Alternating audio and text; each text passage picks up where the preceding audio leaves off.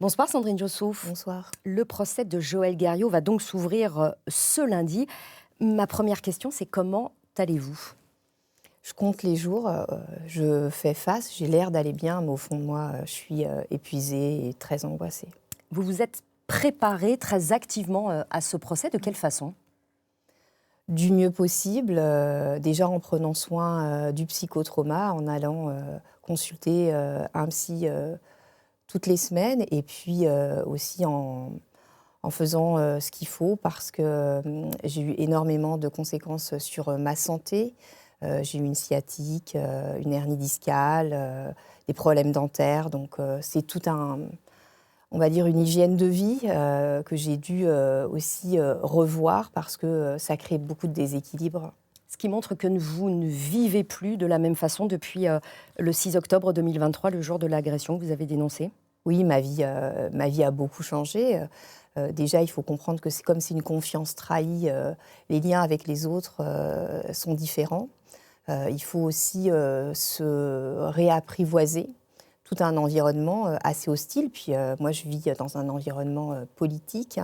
Et c'est là, en fait, que j'ai vécu ce traumatisme-là, cette épreuve-là. Donc, je fais face, mais tous les jours, je dois aussi aller puiser des forces à l'intérieur pour mener le combat pour la soumission chimique.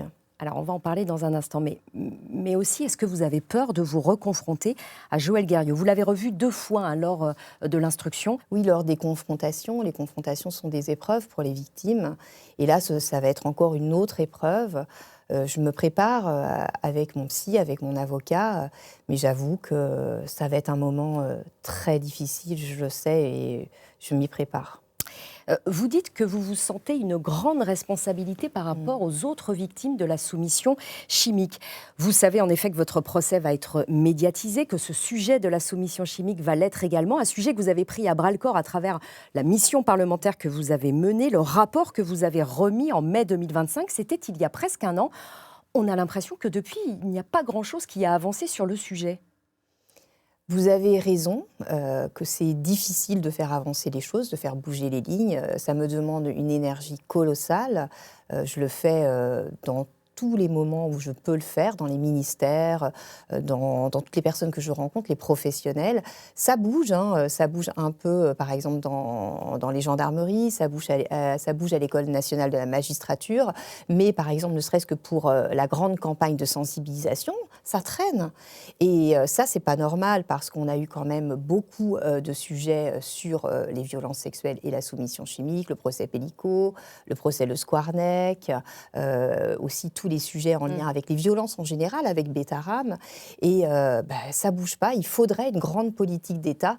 C'est ce que je fais tous les jours pour faire en sorte qu'on y arrive. Alors que vous êtes vous-même exposé médiatiquement, que vous êtes député de la République, vous avez du mal à faire avancer visiblement ce sujet. Il y a quand même un petit point où ça a progressé, et notamment dans notre région des Pays de la Loire, c'est sur les protocoles d'accompagnement de personnes qui se sentiraient victimes. C'est-à-dire, comment ça se passe pour elles ? Alors c'est une réussite. Les experts toxicologues le reconnaissent. Alors pourquoi j'ai fait ça ? Parce qu'il faut à tout prix avoir des preuves quand on est victime.